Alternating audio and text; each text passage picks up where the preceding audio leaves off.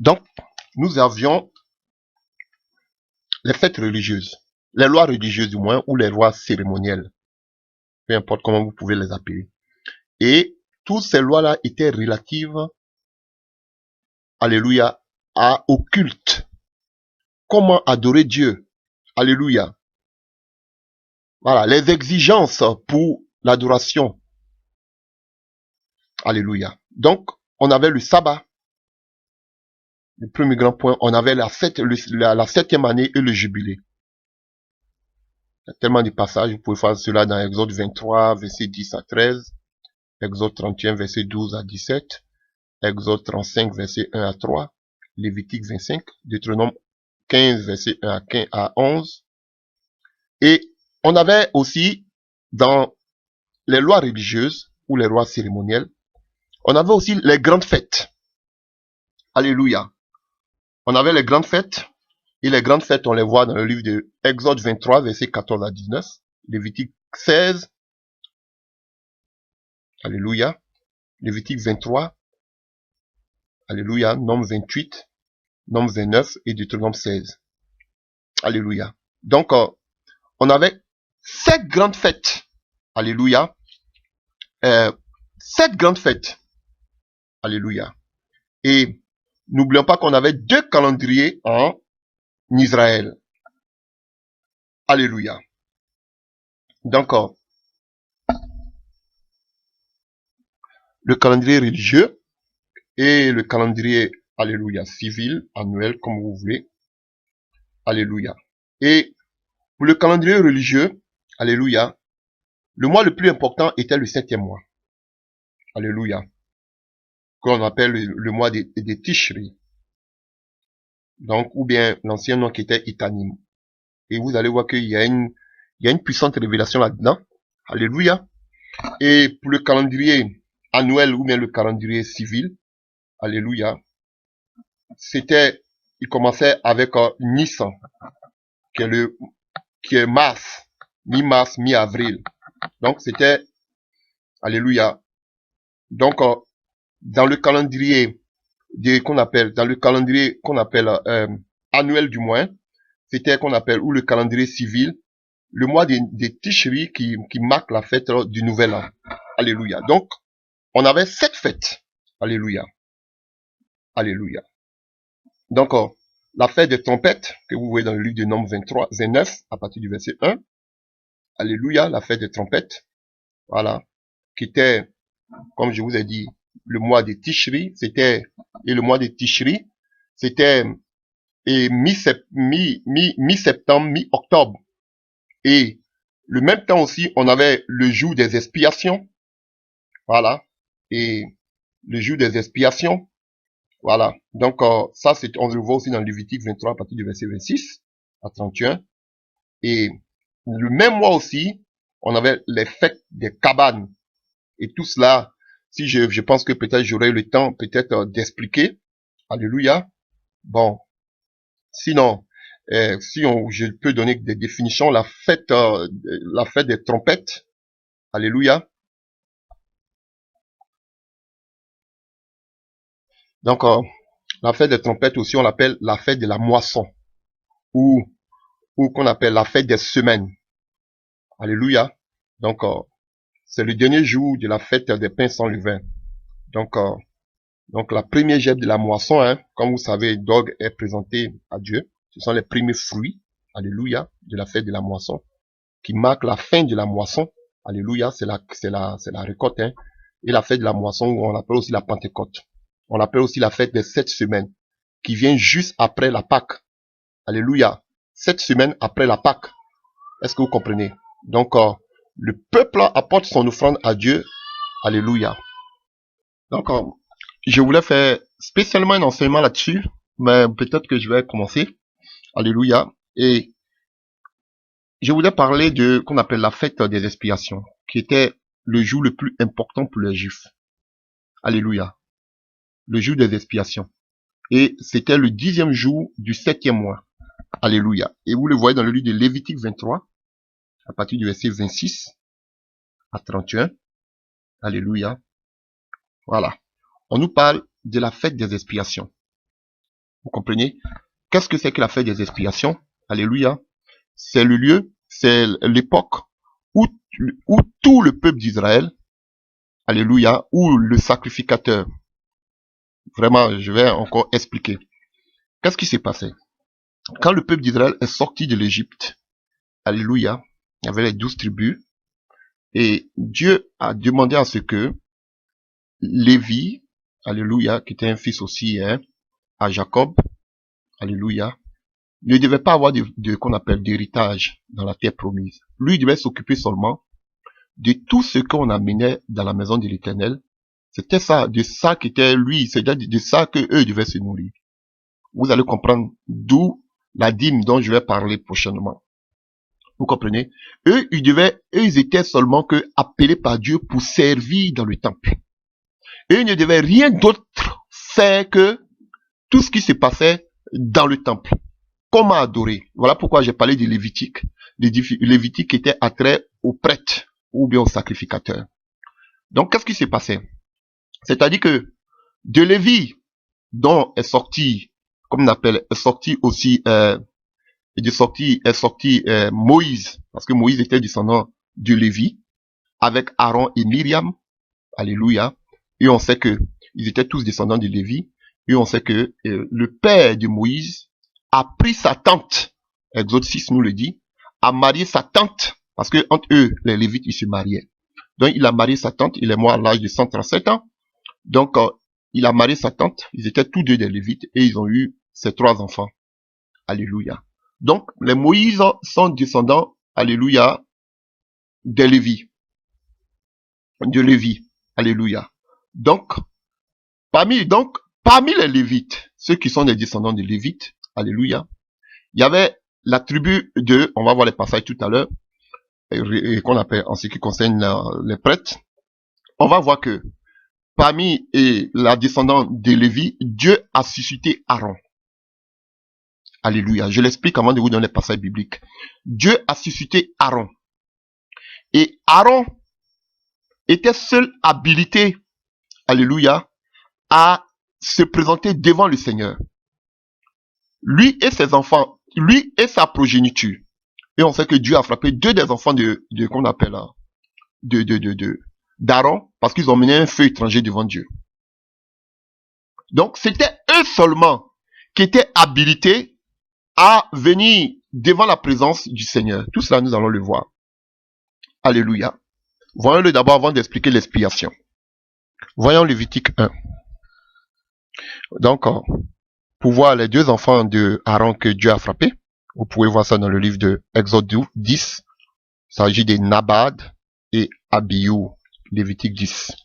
Donc, on voit ici, dans le livre de Lévitique 1, alléluia, on lit, lorsque l'un d'entre vous offrira un animal en sacrifice à l'Éternel, il apportera un animal pris parmi le gros ou le petit bétail. Si c'est du gros bétail qu'on offre en holocauste, on apportera un mâle. Déjà, holocauste, on a un peu de problème pour voir vraiment ce que signifie l'holocauste, mais quand vous allez voir la définition française, ils vont vous dire ce qui est totalement consumé au feu, totalement incinéré ou bien consumé, ce qui veut dire l'holocauste. Alléluia. Amen. Donc on apportera un mâle sans défaut et on offrira à l'entrée de la tente de la rencontre afin d'être agréé par l'Éternel. Celui qui l'offre posera sa main sur la tête de l'animal et celui-ci sera accepté comme victime expiatoire pour lui. Il égorgera le jeune taureau devant l'Éternel et les descendants d'Aaron, vous comprenez, les descendants d'Aaron. Les prêtres offriront le sang, vous voyez, ils les aspergeront tous les côtés de l'autel qui se trouve à l'entrée de la tente de la rencontre ou le tabernacle. On enlèvera la peau de la victime et on la découpera en quartiers, puis les descendants du prêtre Aaron allumeront le feu sur l'autel et empliront les bûches sur le feu. Ensuite, ils disposeront les quartiers de viande, la tête et les parties grasses sur le bois en feu qui est sur l'autel. On lavera à l'eau les entrailles et les pattes, puis le prêtre brûlera le tout sur l'autel. C'est un holocauste, un sacrifice consumé par le feu, dont l'odeur apaise l'Éternel. Alléluia. Donc vous voyez, donc Alléluia. Donc, le sacrifice, hein, ça signifie corbanet, qui désigne qu'on appelle ce qui est offert à Dieu sur un autel. Alléluia. Bon, donc, comme je vous disais, l'Holocauste en union vraiment le sens, le thème. Alléluia. Donc, on vous pense que c'est entièrement consumé. Voilà. Ce qui veut dire l'Holocauste. Donc, vous voyez, donc ceux qui sont sortis de l'Égypte, les Lévis, qu'on appelle, il y avait plusieurs, il y avait les 12 tribus, donc la tribu de Lévi, qui sont les 12 fils de, il y avait les 2 fils aussi de Joseph qui ont été ajoutés, hein. Alléluia. Donc, vous voyez, Lévi, donc les descendants de Lévi, on sait que Moïse, Aaron et Myriam sont descendants de Lévi. Alléluia, puisque les pères et les mères étaient aussi des descendants de Lévi, selon Exode 2 et Exode 6. Donc, on sait que le père de Moïse a marié sa tante. Voilà. Donc, Dieu a dit à Moïse de consacrer Aaron comme étant le sacrificateur ou le prêtre. Donc, les seuls qui étaient habilités à rentrer dans qu'on appelle, dans la tente de rencontre, dans la, qu'on appelle d'assignation, mais de la rencontre ou le tabernacle. Alléluia. C'était ceux qui venaient d'Aaron. Alléluia. Donc, tous ceux qui sortaient des Lévis, étaient des Lévites. Ils étaient tous des Lévites. Alléluia. Et vous voyez ici, on dit qu'on devait, quel était le rôle des Lévites? Le rôle des Lévites, c'était de découper la viande, de laver les assiettes, de faire le tout. Vous voyez, tout ceci, de laver la viande, de séparer la graisse. Vous voyez, ça c'était le travail des Lévites. Mais qui amenait, et on sait que, une fois par année, qu'on appelle le sacrificateur ou le prêtre devait entrer, qu'on appelle dans le tabernacle, pour le sacrifice du peuple. Alléluia. Est-ce que vous comprenez? Et ceux qui devaient faire cela, c'était les enfants seulement d'Aaron, le frère de Moïse. Et donc, Dieu est tellement saint, parce que le thème principal des Lévitiques, c'est la sainteté, qu'il a donné tous les détails en ce qui concerne un sacrificateur, un prêtre pour entrer devant sa présence. Même les ongles devaient être coupés. Il ne devait même pas avoir un défaut sur lui, un prêtre. Alléluia. Il ne devait même pas marier une femme étrangère, ni une femme adultère, une femme prostituée. Non. Il ne devait même pas toucher un cadavre, si ce n'est pas le cadavre de son père, de sa mère, de son frère ou de sa soeur. Donc Dieu a donné tout alléluia, toutes qu'on appelle les recommandations pour que le Lévite soit agréable devant Dieu. Et quand le Lévite même entrait devant la présence de Dieu, on attachait qu'on appelle une corde à son pied, parce que quand la gloire était trop, s'il était mort là-bas, s'il avait mal fait, qu'on appelle l'offrande, l'holocauste, on le tirait avec la corde parce qu'il était mort là-bas. Donc frère, c'était un risque, parce que Dieu était dans toute sa sainteté. Personne ne pouvait approcher. Voilà pourquoi quand vous allez voir Lévitique, Dieu donne toutes les caractéristiques, tout ce que le Lévite devait faire. Et il devait, on va le voir, on va le voir lorsqu'on va parler du tabernacle. Il devait se laver. Alléluia. Et tout ça, c'était l'image de Jésus-Christ. Hein? Il devait se laver avant d'entrer dans le tabernacle. On a vu que Jésus a lavé les pieds de ses disciples. Oui, lui devait se laver, mais nous, c'est Jésus qui nous lave. Tout ça, c'était l'image de Jésus-Christ. Même l'agneau qu'on devait immoler, sur lequel on devait mettre les mains, pour que tous les péchés soient communiqués à cet animal. C'était Jésus qui a pris tous nos péchés au poteau de la croix. Donc, c'était des images, comme nous dit Hébreu. Et Colossiens aussi. Alléluia. Donc, tout le monde, tous ceux qui sortaient des Lévis étaient des Lévites. Mais tout le monde ne pouvait pas être prêtre ou sacrificateur. Il fallait seulement être enfant d'Aaron pour pouvoir être sacrificateur. Pour pouvoir avoir qu'on appelle l'autorisation de pouvoir faire un sacrifice. Si tu n'étais pas descendant d'Aaron, tu n'avais pas le droit. Est-ce que vous comprenez? Donc les Lévites aidaient les prêtres ou les sacrificateurs dans le sacrifice. C'est ce que je voulais mentionner. C'est vaste, parler de la loi. Alléluia. Parce que là, toutes les fêtes sont des révélations. Et j'aurai le temps de parler des fêtes, parce que et de parler aussi du temps dans lequel nous sommes. Il y a, oui frère, je vous dis la vérité. Par les fêtes, par le tabernacle, on peut savoir déjà à quel temps nous sommes. Voilà. Les temps sont finis, frère, je vous dis la vérité. Dieu permettra, on fera ces enseignements.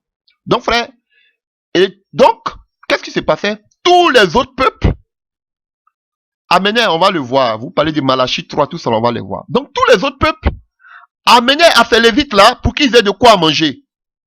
Et à ces sacrificateurs. C'est là qu'on parle de la dîme. Mais tout cela, on va expliquer ça une autre fois. Alléluia. Donc, je vous explique. Donc, voici comment s'est passé l'Holocauste. Et c'était le jour le plus important pour les Israélites. Alléluia. Frère, j'espère que vous comprenez. Et il y avait beaucoup d'offrandes comme ça, environ 15 et environ 12 holocaustes qu'ils devaient faire. Comme vous voyez dans le livre de Lévitique 16, à partir du verset 5 et Nombre 29. Alléluia. Donc, c'était les jours vraiment importants. L'expiation. Alléluia. Donc, et tout cela, c'était une image de Jésus-Christ. Alléluia. Et il y avait aussi les sacrifices de sanctification dans le tabernacle. Alléluia. Quand on voit comme ça Lévitique 16. Alléluia. À partir du verset 21. Alléluia. Là où on amenait 2 boucs. Alléluia. Et qu'on appelle et le souverain sacrificateur Aaron devait mettre les mains sur ces boucs, un pour le Seigneur. Alléluia. Alléluia. Au peuple, il prenait deux boucs comme offrande, un bélier comme holocauste. Alléluia. Puis il y avait 2 boucs encore. Alléluia. Un bouc pour le Seigneur à la porte du tabernacle. Alléluia. Et un autre pour le peuple et qu'on appelle d'Israël. Et qu'est-ce qu'il devait faire? Il devait mettre les mains sur ce bouc-là. Alléluia. Et qu'est-ce qu'on devait faire? Il y a un bouc qui était pour le Seigneur. Et il y a un autre bouc. Alléluia. Qui était pour le péché d'Israël. Dans lequel on devait transférer tout le péché d'Israël quand le sacrificateur imposait les mains. Alléluia. Et quand il imposait les mains, c'est comme s'il avait mis tous les péchés d'Israël dans ce bouc. Et ce bouc-là était envoyé dans le désert. Alléluia. Vous pouvez voir tout cela dans le livre de Lévitique. Dans le livre de Lévitique 16. Alléluia. Donc, vous comprenez, frère. Et quand vous allez voir ce bouc, alléluia, on dit qu'il était laissé à Azazel dans le désert. Une appellation du diable. Et c'est la même chose qui s'est passée dans le Nouveau Testament. C'était des images simplement de Jésus-Christ. Ça, c'était la fête la plus importante en Israël, le jour des expiations. Alléluia. Alléluia. Et on sait que Jean-Baptiste, il était descendant aussi de Lévi. Comme Marie. Comme, alléluia. Comme le papa de Jean-Baptiste, Zacharie. Comme Élisabeth aussi, comme je vous avais dit. Le père de Moïse avait marié sa sœur et sa tante. Et on voit que Zacharie était aussi un lévite. Et on voit aussi que Élisabeth était lévite, de la tribu de Lévite. Comme Marie, la cousine d'Élisabeth aussi, était aussi de la tribu de Lévi. Alléluia. Donc, Zacharie qui a marié Élisabeth, tous deux étaient des Lévi, de la tribu de Lévi. Donc, Jean-Baptiste sortait automatiquement de Lévi. Alléluia. Et quand vous allez voir qu'on appelle Luc 16, à partir du verset 16, on vous dira que la loi s'est arrêtée jusqu'à Jean-Baptiste. Alléluia. Parce que Jean-Baptiste n'était pas seulement un prophète, mais Jean-Baptiste était peut-être vous voulez que je vous donne des passages. Jean-Baptiste était le dernier sacrificateur, était le dernier prêtre. Alléluia. Et, si vous voulez, nous allons lire cela. Donc, voyons quelque chose dans le livre de 1 Chronique 24. 1 Chronique 24.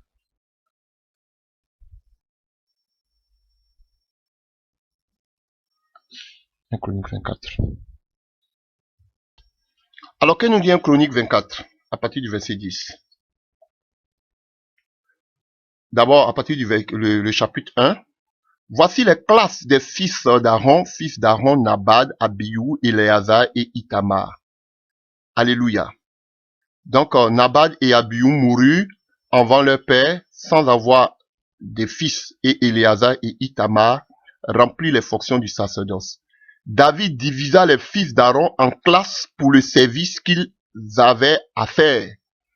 Et quand vous prenez le verset 10, on dit le 7e à Akot, le 8e à Abia. Vous comprenez? On parle des Abia ici. Et Abia, quand vous allez voir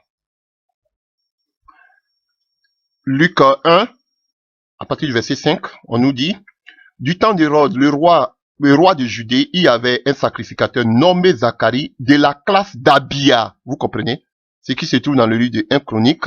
Alléluia, 1 Chronique 24, à partir du verset 10. Vous voyez? Donc, il était de la classe d'Abia. Sa femme était d'entre les filles d'Aaron. Elle s'appelait Élisabeth. Donc, les deux étaient de la descendance de Lévi. Alléluia. Alors qu'on sait que ce sont eux qui étaient de Lévi, de la descendance de Lévi. Et particulièrement de la descendance d'Aaron. Alléluia. Qui étaient habilités. Alléluia. À faire l'holocauste, à faire les sacrifices, les offrandes pour le peuple d'Israël. Pour son expiation. Pour le péché. Alléluia. Donc, on voit que Élisabeth était de la descendance de Aaron. Et l'autre, qu'on appelle son mari, était de la descendance d'Abia. Alléluia. Les descendants des deux fils qui restaient. Aaron et 4 fils d'eux ont été frappés. Et les deux autres, donc c'était leur postérité. Donc vous voyez frère, c'était des Lévites. Donc Jean-Baptiste était un Lévite. Et alors, qu'est-ce qui devait se passer? On voit que dans le livre de Lévitique 16, qu'il fallait que on mette les deux mains, Aaron mette les deux mains sur, qu'on appelle ses boucs. Alléluia. Un qui était pour le Seigneur, pour le peuple d'Israël, le sacrifice annuel. Et un animal devait être pour le Seigneur, et l'autre animal, qui prenait tous les péchés, alléluia, du peuple d'Israël, devait être mis dans le désert. À Azazel, qui était un prénom, nom, Dieu du désert, démon du désert, tout ce que vous pouvez dire. Est-ce que vous comprenez? Et c'est comme ça que le péché d'Israël était expié. Alors que Jean-Baptiste, alléluia, quand vous voyez Matthieu 11, Jésus nous dit qu'il est le plus grand né des femmes. Ça veut dire que Jean-Baptiste est plus grand. Alléluia. Dans le livre de Matthieu 11, verset 11 à 13, vous pouvez voir. Et la loi, les gens prophétisaient dans la loi jusqu'à Jean-Baptiste. Donc, vous allez voir que, comme on appelle, il dit, le Seigneur nous dit que parmi tous ceux qui sont nés des femmes, Jean-Baptiste est le plus grand. Donc, c'est-à-dire que depuis le commencement, Jean-Baptiste est le plus grand de tous les hommes, à part Adam. Parce qu'Adam n'est pas né d'une femme. Donc, après Adam, il est le plus grand. Waouh! Est-ce que vous comprenez? Donc, qu'est-ce que fait Jean-Baptiste? On voit que c'était le sacrificateur seul, ou le prêtre, qui avait le droit de imposer les mains sur, et qu'on appelle la brebis, ou bien qu'on appelle sur le bouc, pour le péché de tout Israël. Alléluia. Alors qu'on sait que Jean-Baptiste, regardez même, vous pouvez voir la prophétie de Zacharie, le père qu'on appelle le père de Jean-Baptiste. Si le Seigneur Jésus-Christ, si Jean-Baptiste aussi, qui a précédé le Seigneur. Alors, chers frères, j'espère que vous comprenez. Alors, qu'est-ce que fait Jean-Baptiste? Jésus vient vers Jean-Baptiste le jour de son baptême. Alléluia. Selon Malachie 3, verset 1, Dieu envoie Jean-Baptiste pour le précéder. Et Jean-Baptiste veut se faire baptiser par Jésus. Jésus lui a dit non, laisse faire. On doit accomplir la parole de Dieu. Et qu'est-ce que fait Jean-Baptiste? Comme on l'a vu que tout à l'heure, que c'était seulement le prêtre, le souverain sacrificateur, qui devait mettre les mains sur l'agneau, alléluia, de la même manière, pour transférer tout le péché d'Israël, de la même manière que fait Jean-Baptiste. Jean-Baptiste met les mains sur Jésus-Christ de Nazareth, sur sa tête, pour le baptiser, parce que quoi? Jean-Baptiste est descendant de Lévi. Est-ce que vous comprenez? Et il est descendant aussi d'Aaron. Pourquoi? Parce que sa mère Élisabeth était descendante d'Aaron. Et pourquoi? Parce que son père aussi était descendant d'Aaron. De la classe d'Abia, des deux enfants de Aaron. Donc vous comprenez? Ils étaient descendants d'Aaron. Voilà pourquoi ils étaient des sacrificateurs. Les deux étaient des descendants d'Aaron. Donc Jean-Baptiste aussi était descendant d'Aaron. Et c'était eux qui devaient poser les mains sur l'animal pour transférer tout le péché d'Israël dans la vie de cet animal, dans l'animal. C'est la même manière que Jésus et qu'on appelle Jean-Baptiste a mis tout le péché du monde entier sur Jésus-Christ de Nazareth, le jour du baptême. Alléluia. Vous comprenez que c'était l'image des choses à venir. C'est de la même manière. Alléluia. Cet homme qu'on appelle l'agneau que depuis Abraham cherchait, Isaac a demandé à son père, où est cet agneau? Alléluia. Cet agneau qui est passé encore, qu'on appelle, qui devait être immolé, cet holocauste, c'est le même agneau qui était Jésus-Christ de Nazareth. C'est qui? Jean-Baptiste, en mettant les mains sur Jésus, a transféré tout le péché du monde entier sur Jésus-Christ de Nazareth. Alléluia. Alléluia. Par les eaux du quoi? Du baptême. Alléluia. Est-ce que vous comprenez le mystère? Alors, qu'est-ce qui va continuer? On nous disait que la Bible nous dit que dans le livre, vous pouvez lire dans le livre de Lévitique 16. Donc, il y avait un bouc qu'on laissait, alléluia, aller dans le désert. Et dans le désert, on le laissait à Zazel. Alléluia, un autre sous-nom pour le diable.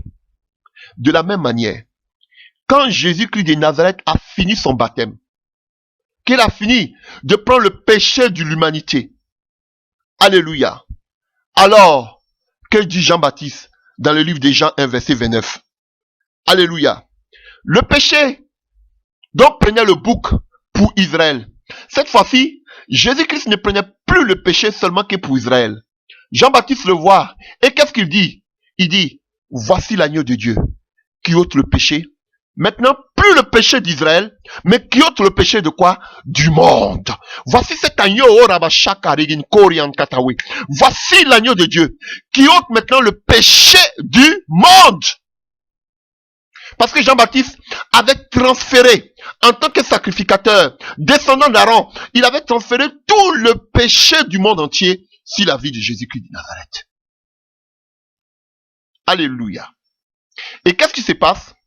De la même manière qu'on a laissé le bouc qui portait sur lui tout le péché d'Israël, parce qu'on laissait le bouc jusqu'à ce qu'il se perde dans le désert, on le laissait à Zazel. De la même manière, Jésus-Christ, après son baptême, qu'est-ce qu'il a fait? Il allait automatiquement dans le désert. Et lorsqu'il arrivait dans le désert, qu'est-ce qui s'est passé? La Bible dit que il était amené par le désert pour être tenté par qui? Par le diable, comme le bouc qu'on mettait, qui portait tout le péché d'Israël, qui allait dans le désert qu'on a laissé à Zazel. Alléluia. Donc vous voyez que c'était l'image des choses à venir, la loi. Alléluia. Et tout ça, on est dans l'expiation. Alléluia. Et je vais aussi, en même temps, parler en même temps des Lévites un peu. Donc, en quelque sorte, l'expiation, le mot expiation, alléluia, on le trouve plus de 100 fois dans l'Ancien Testament. Alléluia. Alléluia. Donc, vous pouvez voir Lévitique 23, Lévitique 25, Nombre 5, alléluia. Et c'est kapha en grec. Alléluia. Alléluia. Donc, ça veut dire que Christ a pris, alléluia, le mot expiation, kapha, c'est-à-dire qu'il a payé la rançon pour nous. Alléluia. Donc, le péché du monde a été transféré sur Jésus-Christ de Nazareth. Alléluia. Afin qu'aujourd'hui, par Jésus-Christ, nous puissions avoir une relation avec le Père. Alléluia. Donc, il a payé la rançon pour nous. Donc, il a payé la rançon aussi. On peut dire que la définition de la rançon, c'est il a payé le prix pour notre liberté. On était capturés, alléluia. On était endettés, on était sous la propriété de l'ennemi. Ça veut dire que le Seigneur est venu, une rançon, c'est-à-dire que c'est un acte de régler un problème avec de l'argent. Alléluia. Donc, le Seigneur a réglé ce problème-là, pas avec de l'argent, mais avec son sang. Alléluia. Avec sa propre vie. Alléluia. Il nous a rachetés. Il nous a enlevé de la malédiction. Alléluia. Vous comprenez? Donc c'est ça la rançon. C'est ça. Le péché et le bouc qui devait porter tout le fardeau d'Israël, Jésus a porté maintenant tous les fardeaux du monde. Et Jean-Baptiste ne dit plus, voici l'agneau de Dieu qui était spécialement pour Israël, mais maintenant cette fois-ci, voici l'agneau de Dieu qui ôte le péché du monde. Voici la mission de Jean-Baptiste. Jean-Baptiste était, il était descendant d'Aaron. Fallait qu'il y ait un qu'on appelle, fallait que la parole de Dieu s'accomplisse. Donc, fallait qu'il y ait un descendant d'Aaron pour transmettre, alléluia, tous les péchés du monde entier sur Jésus-Christ de Nazareth. Alléluia. Donc, c'était donc c'est le jour des expiations, une des fêtes, alléluia, la fête la plus importante du Israël. Alléluia. Alléluia. Donc, on avait les fêtes aussi des cabanes. Alléluia. Toujours en Exode 23, verset 16. Alléluia. On avait la fête des cabanes. Et la fête des cabanes a lieu quelques jours plus tard, le 15e jour du mois. C'est une fête de 7 jours où l'on célèbre la fin de la moisson, lorsque les olives et les raisins ont été cueillis. Tout ça là, ça a des révélations bibliques, hein. Mais comme j'ai pas assez de temps, sinon on va prendre tout le temps. Donc le peuple construit des cabanes, des branches en soutenir du temps où le peuple d'Israël, cela, c'est un souvenir du temps, hein, où le peuple d'Israël vivait sous les tentes dans le désert. Donc, peut-être, je ne sais pas si j'aurai le temps de faire cet enseignement. Donc, on appelle ça les fêtes des cabanes. Vous voyez, le peuple d'Israël vivait dans des situations difficiles dans le désert, la pluie, le mauvais temps. Donc, ils vivaient sous des tentes. Donc, ce sont la fête des tentes ou des cabanes. Alléluia. Et tout ça, c'est pour c'est mémoriser toute cette traversée du désert, tout ce qu'ils ont vécu durant la traversée du désert. Donc, alléluia. Et pendant cette fête-là, ils construisent des petites tentes dans les cours, dans les maisons, alléluia, et vous voyez, ils vont commencer à manger des aliments amers et consortent tout ceci, avec des branches qu'ils mettent, alléluia. Donc c'était une fête aussi d'Israël, alléluia. Et on a là aussi la fête des Lumières, alléluia, ça c'est la fête des Lumières, hein. Ça c'est le mois de Kislev, c'est-à-dire que entre le mois de novembre et décembre, alléluia, la fête, c'est une fête récente, célébrant la redédicace du temple, alléluia. Après, avec tous ces rebâtisseurs, les Néhémie, les Esdras, les Zorobabel, la redédicace, et tout cela, alléluia. Donc, c'était une fête pour dédicacer à nouveau le temple, alléluia. Et nous avons plusieurs fêtes comme ça, hein. Il y a la fête de Purim, alléluia, et qu'on appelle, et j'ai oublié aussi de vous dire que le jour des expiations aussi, on appelle aussi la fête de Yom Kippour. Voilà, j'ai oublié de le mentionner. Donc, on a la fête de Purim, qui est une fête célébrée à la délivrance des Juifs d'une extermination programmée. Alléluia. Vous pouvez lire le livre d'Esther. Et cela, c'est dans le livre dans le mois de Hadar, entre février et mars. Alléluia. Vous pouvez voir ça dans le livre d'Esther 9, à partir du verset 20. Alléluia. Et on a la Pâque, et fait des pains sans levain. Alléluia. Qui est le jour, alléluia, de Nissan. Alléluia. Nissan, c'est-à-dire mi-mars, mi-avril. Alléluia. Alléluia. Qui est, selon le calendrier annuel, hein, qui est le premier jour de l'année. Alléluia. Et on le voit aussi dans le livre d'Exode. Le Seigneur même a dit, ce sera pour vous le premier jour. Alléluia, de l'année. Alléluia. Donc, après ça aussi, on a les premiers fruits. Alléluia. Les premiers fruits qu'on voit, ça c'est aussi les premiers fruits. C'est toujours dans le mois de Abib, entre le mois de mars et le mois d'avril. Alléluia. Et on a comme j'ai dit tout à l'heure, on a la fête aussi des moissons, la Pentecôte, c'est-à-dire une année très importante, alléluia, le mois le plus important de l'année dans le calendrier juif, alléluia, la fête des moissons qui est une révélation puissante aussi, alléluia. On va parler de tout ça, Dieu voulant, petit à petit, parce qu'il y a plein de révélations bibliques dedans, alléluia. C'est un vaste, l'Ancien Testament, alléluia. Donc, voici brièvement, alléluia, qu'on appelle toutes ces fêtes qu'il y avait, alléluia, autant qu'on appelle avec le peuple d'Israël, alléluia. Donc, tout ça, ça fait partie des lois religieuses. Et ça, c'est en ce qui concerne les grandes fêtes. Et aussi, dans les lois religieuses, on avait les constructions et l'ameublement de la tente de la rencontre ou ce qu'on appelle aussi le tabernacle. Alléluia. Il y avait la construction et l'ameublement de la tente de la rencontre ou le tabernacle en Exode 25, 26, 30, 36, 38. Alléluia. Et 30, verset 36 à 38. Alléluia. Dieu avait donné à Moïse, il a dit à Moïse, bâtis-moi un tabernacle comme tu l'as vu sur la montagne. Alléluia. Et le tabernacle aussi a une très grande, alléluia, waouh, est une image profonde, alléluia, puissante du Seigneur Jésus-Christ de Nazareth. Alléluia. Et nous arrivons maintenant, quand on parle de la construction, le Seigneur avait, dans Exode 25, le Seigneur avait dit à Moïse de bâtir le tabernacle, selon le modèle qu'il avait vu. Vous pouvez lire tout cela pour voir. Alléluia. Et vous allez voir que le tabernacle est entouré d'une cour, alléluia, qu'on appelle le parvis. Vous pouvez voir les coudées, tout cela. Alléluia. Et son ouverture était du côté de l'est, comme la porte du tabernacle, et on l'appelait la porte. Alléluia. Et on sait que c'est Jésus-Christ qui est la porte. Alléluia. Des brebis. Alléluia. Tout ça, c'est révélationnel. Alléluia. C'est révélationnel. Tout cela avait attrait avec Jésus-Christ. Et vous allez voir que ce soit, il est bon de remarquer que quand vous allez voir que le voile entre qu'on appelle la porte du parvis et la porte du saint, du lieu saint ou du lieu très saint, c'était le voile, les différents voiles avaient toujours la même couleur, le bleu, le pourpre, l'écarlate, et tout ça, ça représentait Christ. Alléluia. Vous voyez? Et le pourpre qui était Jésus-Christ en tant que roi, l'écarlate, le sang de Jésus, le bleu, d'autres vont vous parler du baptême ou bien du ciel.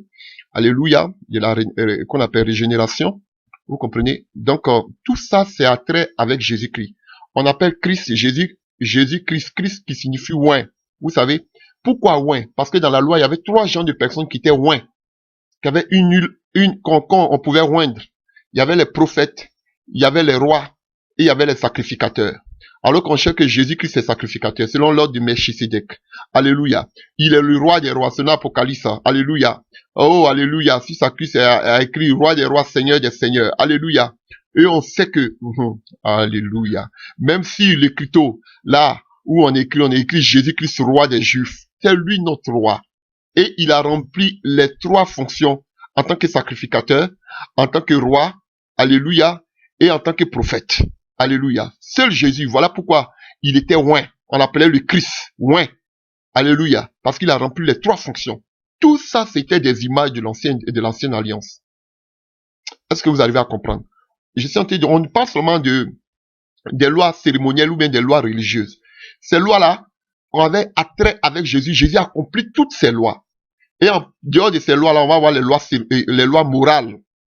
Alléluia. Mais pour le moment, on est dans les lois cérémonielles et on est en train de définir un peu de quoi est composé ces lois religieuses ou ces lois cérémonielles.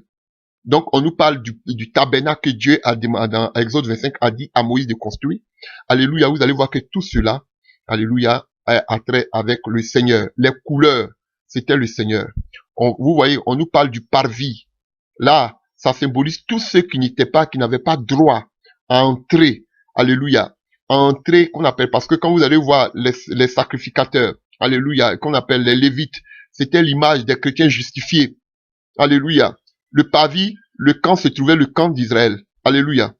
Vous voyez? Et vous allez voir que autour de ce parvis, Dieu a donné comment on devait qu'on appelle disposer les différentes tribus. Et le camp, c'est nous, ça nous représente, nous qui n'avons pas, le camp, c'est nous. Parce que dans le camp étaient tous les gens de mauvaise vie. Ceux qui avaient les maladies, ceux qui avaient les lèpres. Alléluia. Comme Jésus est l'ami, dans le livre de Luc, il est l'ami des gens de mauvaise vie. Les prostituées, les débauchés, les femmes qui avaient les menstrues, tous ceux qui avaient la lèpre, et quand on appelle la lèpre, tous ceux-là, ils étaient en dehors, ils étaient dans le camp. Et c'est nous autres. Alléluia. Donc, Jésus-Christ est venu pour nous, il allait pour nous dans le camp. Parce qu'on l'a jeté dans le désert, il allait pour nous. Il a pris aussi nos iniquités. Donc vous voyez, chers frères, Donc, dans le lieu saint, on avait l'autel des reins. Alléluia. Donc, l'autel des reins, alléluia. Donc, il comprenait 2 meubles, l'autel des reins, et il y avait la cuve aussi. Allez, tout cela, c'était des ressemblances. C'était des images de Jésus-Christ de Nazareth. Alléluia. Voilà. Donc, il y avait aussi le chandelier. Il y avait, la cuve, là, qu'on appelle, il y avait l'autel du parfum. Tout cela, même les encensoirs qu'ils utilisaient, tout cela, c'était une image de Jésus. La table des pains de proposition, tout cela, dans le lieu saint, tout ça, tout cela, c'était des images de Jésus-Christ. Le chandelier d'or, l'autel des parfums, tout cela, alléluia, c'était l'image de Jésus-Christ de Nazareth. Quand vous allez aller dans le Saint des Saints, vous allez voir l'âge du témoignage. On a les chérubins, on a la Shekinah, alléluia, la gloire de Dieu qui s'allume. On a qu'on appelle, on peut l'appeler aussi, cet endroit, on peut l'appeler le propiatoire. On avait le coffre, là où il y avait les tables les 2 tables de la loi. On avait la verge d'Aaron qui avait fleuri. Alléluia. On avait la manne aussi qui était là. Et tout cela, c'était des images du Seigneur Jésus-Christ de Nazareth. Alléluia. Même, on va parler de l'habillement. Alléluia. L'habillement que portaient les sacrificateurs ou les prêtres pour entrer devant la présence de Dieu, qu'on appelle l'éphod. Alléluia. Vous allez voir que tout ce que ils portaient était le nom, était une image de Jésus-Christ de Nazareth. Alléluia. Même le pectoral, alléluia, qui représentait les deux, l'ancienne et la nouvelle alliance, ce qui mettait sur les poitrines, vous voyez, était écrit la sainteté. Tout ça était l'image de Jésus-Christ de Nazareth. Donc rien n'a été fait, alléluia, sans le Seigneur Jésus. Et c'est toute cette loi que le Seigneur est venu accomplir. Le Seigneur marchait sur toutes ces lois. Est-ce que vous arrivez à comprendre? Voilà pourquoi il a fini, il a dit, tout est accompli. Il a marché sur toutes ces lois. Il n'y a pas une loi que le Seigneur n'a pas accomplie. Voilà pourquoi on dit que les lois cérémonielles, alléluia, ou bien les lois religieuses ont été accomplies par le Seigneur. Il a tout accompli. Toutes les lois, même le tabernacle était une ressemblance aussi, était une image aussi. Alléluia. On va le voir plus tard. Alléluia. Je voudrais enseigner là-dessus. Très important. Alléluia. Donc, est-ce que vous arrivez à comprendre? Et je voudrais rebondir rapidement sur même quelque chose qui crée beaucoup de problèmes dans ces églises-là. Alléluia. L'huile d'onction. Parce que quand vous allez prendre Exode 29, on devait aussi consacrer les enfants qu'on appelle d'Aaron. Alléluia. Et quand on prend Exode 30, à partir du verset 22, l'huile d'onction. Puis, l'Éternel parle à Moïse en ces termes. Procure-toi des aromates de première qualité, 6 kg de myrrhe fluide, la moitié soit 3 kg de cinnamome aromatique, 3 kg de cannelle, 6 kg de cassis selon l'unité de poids en vigueur au sanctuaire et 6 litres d'huile d'olive. Tu en feras une huile d'onction sainte, un baume adorant fabriqué par un parfumeur. Ce sera une huile sainte pour l'onction. Avec cette huile, tu oindras la tête de la rencontre et le coffre de l'acte de l'alliance. Alléluia. La table avec tous ses ustensiles, le chandelier et ses accessoires, l'autel des parfums, l'autel des holocaustes et tous les accessoires ainsi que la cuve avec son socle. Tu les consacreras et ils seront éminemment saints. Tout ce que les touchera seront saints. Tu oindras aussi Aaron et ses fils et tu les consacreras à mon service comme prêtre. Puis, tu t'adresseras aux Israélites en ces termes. Cette huile d'onction sainte sera réservée à l'Éternel de génération en génération. On n'en répandra pas sur le corps d'un homme et vous n'en composerez pas selon la même formule. Elle est sainte et vous la considérez comme telle. Celui qui composera une huile semblable et qui en appliquera sur quelqu'un d'autre qu'un prêtre sera retranché de son peuple.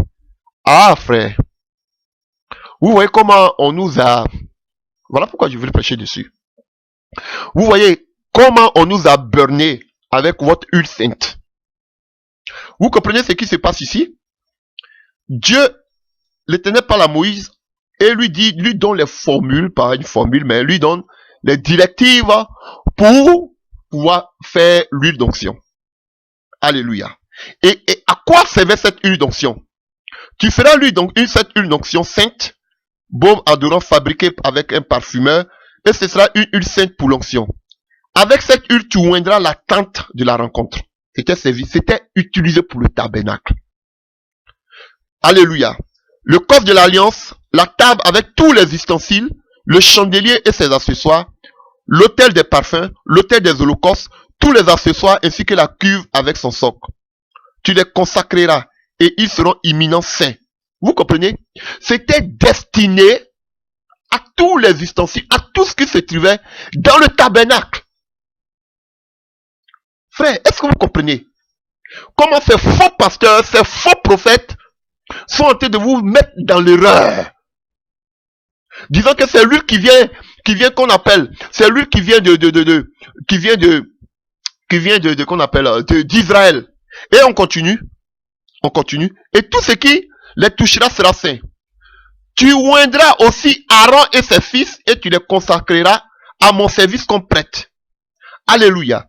Donc la deuxième fonction de cette huile, la première des fonctions, c'était pour tout ce qui se trouvait dans le tabernacle. Et la deuxième des fonctions de cette huile, c'était pour oindre Aaron et ses enfants qui servaient dans le tabernacle. Voici la deuxième fonction de l'huile. Alléluia. Et continuons. Le Seigneur dit quoi? Cette huile d'onction sera sainte, sera réservée à l'Éternel de génération en génération. Quand on dit de génération en génération, pour ce qu'on appelle le service, c'est-à-dire toujours pour ceux qui se trouvent dans le tabernacle, et aussi pour les enfants d'Aaron. Alléluia. Et on continue. On n'en répandra pas sur le corps d'un homme, et vous n'en composerez pas selon la même formule. Frère, vous qui dites que vous partez en Israël et vous citez ce passage pour dire que, voici comment on devait faire l'huile. Mais que vous êtes sacrificateur. Est-ce que vous êtes des prêtres? Alléluia. Vous n'êtes pas des prêtres. Vous n'avez pas le droit de faire cette huile-là. Alléluia. Vous voyez? Et on nous dit que cette huile ne devait pas être répandue si un homme. Mais pourquoi vous répandez, vous vendez de l'huile aux hommes? Vous partez en Israël pour prendre de l'huile et vous voulez les vendre pour que les hommes les appliquent sur leur vie. C'est anti-biblique. Frère, c'est la loi. Ce n'est pas pour vous, c'est anti-biblique. Alléluia. C'est anti-biblique. La Bible nous dit qu'on ne répandra pas de cette huile sur le corps d'un homme. Et vous ne composerez pas selon la même formule. Vous composez selon la même formule alors que c'était interdit. Donc ça veut dire que vous êtes sous la malédiction. Dieu dit c'est interdit de génération en génération, mais vous le faites. Et vous faites un bon business avec cette huile.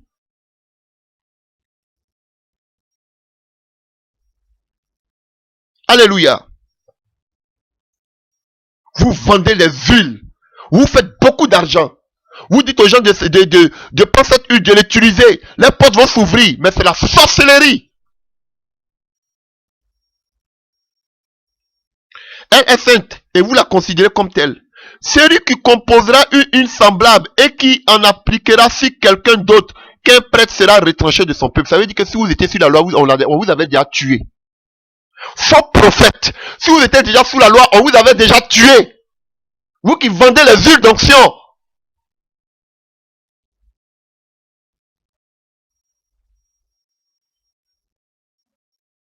Alléluia. Est-ce que vous comprenez? C'est important, c'est la loi. Même en Jacques, on le voit dans le livre de Jacques, que Jacques 5, du moins à partir du verset 14, où Jacques préconise que s'il y a un malade de prendre de l'huile d'onction pour le mettre sur lui. Mais c'est pas cette huile-là, frère. Parce que l'huile servait à guérir les malades. Alléluia. C'est pas cette huile-là. Vous pouvez le voir dans le livre d'Ésaïe 1, verset 6. Alléluia. Et quand on parle de qu'on appelle Luc 10, verset 14, on nous parle du bon samaritain. Il a parlé aussi de l'huile pour guérir les plaies. Mais c'était pas cette huile-là. Vous n'avez pas le droit de prendre cette huile. Vous qui dites que vous partez en Israël. Alléluia. Et cette huile ici, même si vous voulez respecter la parole, Jacques nous dit que cette huile là, c'était pour prier pour les malades. C'est pas pour mettre sur vos business, sur vos affaires. Comme vous dites, on vous a donné de l'huile pour mettre sur vos business et ça a commencé à prospérer. C'est la sorcellerie, ce sont des huiles d'envoûtement. Des huiles d'envoûtement, frère. Des huiles mystiques. Qui ne sont pas bibliques. Donc, tous ceux qui vous vendent des huiles, frère, montrez là ce passage. C'est de là, ici, on parle d'huile. C'est la sorcellerie. Quelqu'un qui dit que j'ai appliqué l'huile, mes enfants ont prospéré, c'est la sorcellerie. Quelqu'un qui te dit que non, tu veux que tes affaires, ou me prends ça, tu vas te frotter, c'est la sorcellerie.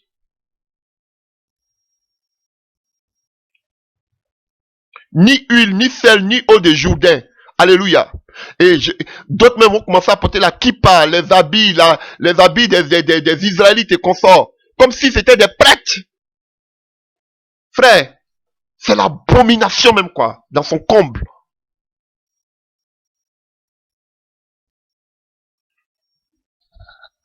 Alléluia. Est-ce que vous arrivez à comprendre, frère? J'espère que ça vous fait du bien. C'est un peu long. Alléluia. Mais j'espère que ça vous fait beaucoup de bien. Alléluia. Que le nom de Jésus-Christ de Nazareth soit béni. Alléluia.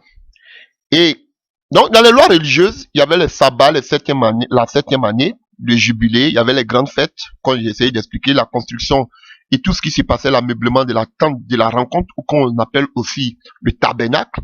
Il y avait aussi les vêtements et l'organisation des prêtres, comme on devait les ordonner avec l'huile et confort, avec les vêtements qu'ils devaient porter, tous les vêtements que portaient. Alléluia. Tous les vêtements, avec les couleurs, avec les pierres précieuses qui étaient sûres. Alléluia. Sur les prêtres. Tout ça, c'était une image de Jésus. Je ne sais pas si Dieu permettra. Peut-être que j'ai fait l'enseignement dessus. Tout cela était une image de Jésus-Christ de Nazareth. Même les habits que portaient les prêtres. Exode 28, Exode 29. Exode 30, 39. Alléluia. Lévitique 8. Vous pouvez voir ça. Alléluia. Et dans les lois religieuses, ou bien les lois cérémonielles, il y avait la tâche aussi des prêtres, des lévites. Ce qu'ils devaient faire. Alléluia. Comme on a parlé, vous pouvez voir les tâches. Qu'est-ce qu'ils devaient faire? Exode 28, Exode 29, Lévitique 9 à 10, Nombre 3 à 4, Nombre 18. Alléluia. Vous pouvez le voir. Les sacrifices, les offrandes, le culte. Tout ce qu'ils devaient faire. Les sacrifices, les différentes offrandes.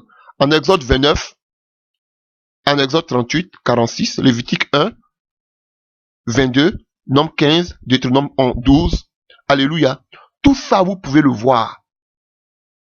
Alléluia. Et dans les lois religieuses ou cérémonielles, il y avait aussi les vœux, les dons et la dîme. Alléluia. On va arriver à là. Donc vous êtes en train de comprendre les lois religieuses. Alléluia. Mais en tant qu'enfant de Dieu, en tant que chrétien, tout cela, nous ne devons plus les observer. Et on va arriver à là. On n'a plus le droit d'observer toutes ces lois religieuses parce que Jésus a aboli toutes ces lois. Il y avait deux grandes sortes de lois. Il y avait les lois religieuses. Alléluia, ces lois étaient subdivisées. Ces 613 lois ou bien articles là, étaient subdivisés en deux grands groupes qui étaient les lois religieuses. Ça, c'est en dehors des 10 commandements. Hein. Donc, il y avait les lois religieuses et je vous définis de quoi étaient composées les lois religieuses. Alléluia. Est-ce que vous comprenez, chers frères et sœurs? Donc, pour récapituler les lois religieuses, il y avait le sabbat, la septième année, le jubilé, il y avait les grandes fêtes, il y avait la construction et l'ameublement de la tente de rencontre ou le tabernacle, il y avait les vêtements et l'organisation des prêtres, il y avait la tâche des prêtres et des lévites, il y avait les sacrifices, les offrandes, le culte, il y avait les vœux, les dons, la dîme. Alléluia. Est-ce que vous arrivez à comprendre cela? Donc, ça, c'est ce qui était relatif aux lois religieuses. Alléluia. Maintenant, on avait les lois morales. Les lois morales et sociales. Alléluia.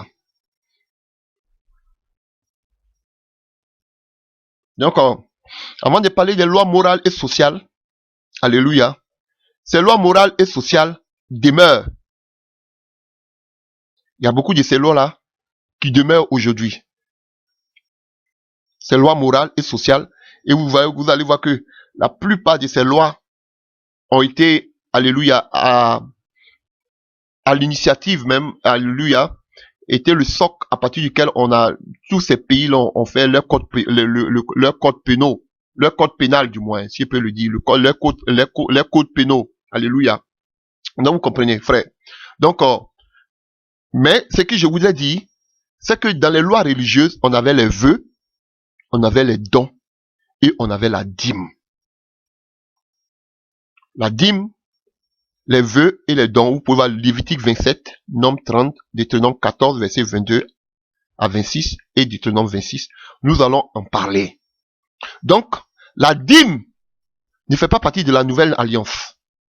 La dîme faisait partie des lois religieuses. Frère, et on sait que ces lois-là, nous, on n'a rien à voir avec. C'était pour Israël. Alléluia. Et plus tard, nous allons voir pourquoi la loi a été donnée. Est-ce que on doit marcher selon la loi? Tout cela, nous allons la voir. Donc, chers frères, en dehors de ça, on avait les lois morales et sociales. Les lois morales et sociales. Et dans les lois morales et sociales, on avait la justice, l'honnêteté, le commerce, l'équitabilité. Et le commerce équitable, ça veut dire que Dieu donnait des lois pour pouvoir vivre ensemble, pour pouvoir, des lois concernant la justice et l'honnêteté, le commerce. Il donnait toutes ces lois-là, comment on pouvait vivre. Vous pouvez le voir, hein, il y a beaucoup de passages, Exode 23, Lévitique 19, Deutéronome 16, il y a beaucoup de passages. Alléluia. Et dans les lois morales et les lois sociales aussi, il y avait comment s'occuper des défavorisés. Alléluia. Parce que quand on va entrer dans la dîme, vous allez voir que la dîme était pour deux genres de personnes. Ceux qui servaient dans le temple, les lévites et les prêtres. Et la deuxième couche, c'était pour les défavorisés. Les défavorisés qui étaient les pauvres, les veuves, les orphelins et les étrangers. Comme les gens voient qu'on commence à les tacler parce qu'ils ont des gros ventres, ils se nourrissent de toutes les dîmes, qui n'est même pas, que nous, on ne doit même plus observer en tant que chrétiens. Qu'est-ce qu'ils font? Maintenant, je commence à remarquer tous maintenant. Ils commencent à faire des œuvres de charité. Et tous maintenant, je les remarque. Ils sont en train d'appliquer la dîme qui n'est même pas, qui est sous la loi. Mais qu'est-ce qu'ils font? Maintenant, comme ils savent que la dîme aussi, elle était, ils vont se prendre en tant que lévites. Pourtant, ils ne font même pas partie d'Israël. Ils ne font même pas partie de la tribu de Lévi. Et on sait que la dîme, on la payait seulement qu'on appelle aux lévites et aux sacrificateurs. Eux, ils se font passer pour des lévites et des sacrificateurs, ce qui est anti-biblique et l'abomination. On les paye des dîmes. On a longtemps critiqué cela maintenant. Pour voiler cela, qu'est-ce qu'ils font? Ils commencent maintenant à passer des œuvres de charité. Oui, vous voyez, on s'occupe des pauvres, on s'occupe des orphelins, on s'occupe maintenant des veuves. Et qu'est-ce qu'ils font? Alléluia. Maintenant, ils commencent maintenant à médiatiser ce qu'ils sont en train de faire comme don. Oui, donnez-nous vos dîmes. Ils veulent aller sous la loi, donnez-nous vos dîmes. Et du coup aussi, nous aussi, on s'occupe des veuves, des orphelins. Frère, vous n'êtes pas des prêtres. Même si vous le faites, vous n'êtes pas de la tribu de Lévi, vous n'êtes pas de la descendance d'Aaron. C'est anti-biblique. C'est anti-biblique. J'en reparlerai quand je vais parler de la dîme. Donc, vous voyez, donc, Dieu donnait aussi comment s'occuper. Il donnait comment s'occuper de défavoriser les pauvres, les veuves, les orphelins et les étrangers. Donc, la dîme était pour ceux qui servaient dans le tabernacle ou la tente de rencontre. Et aussi, la deuxième des choses, la dîme aussi, c'était pour les pauvres, les veuves, les orphelins et les étrangers. Alléluia. Donc, il y avait les lois aussi alimentaires, la loi pour la santé, la loi aussi pour l'hygiène, la loi pour la pureté. Donc, la pureté aussi, ce qui fait aussi partie un peu de la loi aussi, de la loi religieuse. Comment les prêtres devaient, ce qu'ils devaient manger, comment ils devaient ce qu'ils devaient faire, comment ils devaient s'entretenir. Donc, cette loi-là aussi, ça fait partie un peu de la loi religieuse. Alléluia. Donc, dans les lois morales et sociales, il y avait aussi la loi en ce qui concerne la sexualité, le mariage et le divorce, sur lequel nous avons prêché tout dernièrement. Alléluia. Il y avait aussi ces genres de lois-là, dans les lois morales et sociales. Donc, vous voyez les deux grandes parties des lois. Et dans ces lois-là aussi, il y avait la loi relative aux esclaves. Je ne vais pas donner les passages, c'est trop. Alléluia. Et dans cette même loi morale et sociale, il y avait les lois aussi concernant la propriété et l'héritage. Alléluia. Et encore, dans ces lois sociales et morales, il y avait aussi les lois concernant la violence, les blessures et les meurtres. Quand quelqu'un tue, quelqu'un est violent, plein de choses, comment on peut régler ces problèmes? Alléluia. Tout ça faisait partie des lois morales et sociales. Il y a les villes aussi de refuge. Alléluia. Les villes de refuge, vous pouvez voir dans Deutéronome 19, verset 21, que Dieu avait ordonné à Moïse. Alléluia. Où on pouvait se réfugier. Vous pouvez lire ça là-bas, Deutéronome 19. Alléluia. Il y avait des lois pour le pays promis, où Dieu les avait envoyés. Il y avait des lois aussi concernant la guerre. Vous comprenez, frère? Donc, pour récapituler, en quelque sorte, frère, on avait le Pentateuque, ou qu'on appelle la Torah, les 5 premiers livres de Moïse. Alléluia. Donc, et on sait que dans ces 5 livres de Moïse, Dieu a donné aussi, a donné des lois à Moïse qu'on appelle les 10 commandements. En dehors de ces 10 commandements, il y avait aussi 613 lois qui te disaient, si tu veux vivre, ne fais pas ceci. Si tu veux, qu'on appelle, si tu fais ceci, tu vas mourir ou pas. Alléluia. Il y avait ces genres de lois-là. Les conditions. Alléluia. Des conditions. Alléluia. Donc, dans ces 613 lois ou même 613 articles en dehors qu'on appelle des 10 commandements, frère, il y avait ces 613 lois étaient subdivisées en 2 grands groupes. Il y avait les lois religieuses et les lois morales et sociales. Donc, nous avons essayé de définir ce qu'étaient les lois religieuses ou cérémonielles, qui étaient relatives au sacrifice, la plupart au temple et consorts, et qu'on appelle au tabernacle, et qu'on appelle aux fêtes, alléluia, qu'on appelle aux lévites, nous avons vu, et la plupart, tout cela, c'était relatif au Seigneur Jésus-Christ de Nazareth, une image de Jésus-Christ de Nazareth. Alléluia. Et on avait les lois morales et sociales, comment vivre en société, comment vivre ensemble. Toutes ces lois-là étaient déjà là. Donc, frère, vous comprenez? Et vous allez voir que la dîme fait partie des lois religieuses. Et ceux qui prenaient la dîme, on va voir plus tard, c'était ceux qui étaient des descendants de Lévi et d'Aaron. Alléluia. Ton pasteur là, il n'est pas de Lévi. Il n'est pas d'Aaron. Il n'a pas le droit de prendre dîme. On va en parler. Alléluia. Donc, vos huiles qu'on vous vend là, on a vu tout à l'heure l'huile. Ils n'ont pas le droit. Sinon, on devait les retrancher, on devait les tuer. Donc, tous ces faux prophètes qui vendent de l'huile là, on devait les tuer. Je ne vous dis pas de les tuer. J'ai dit sous la loi, on devait les tuer. Alléluia. C'est important de comprendre ces genres de choses. On dit la loi, mais les gens disent, qu'est-ce que c'est que la loi? Alléluia. Donc, nous allons continuer pour voir pourquoi Dieu a donné la loi. Et est-ce que quelqu'un a pu marcher selon cette loi? Alléluia.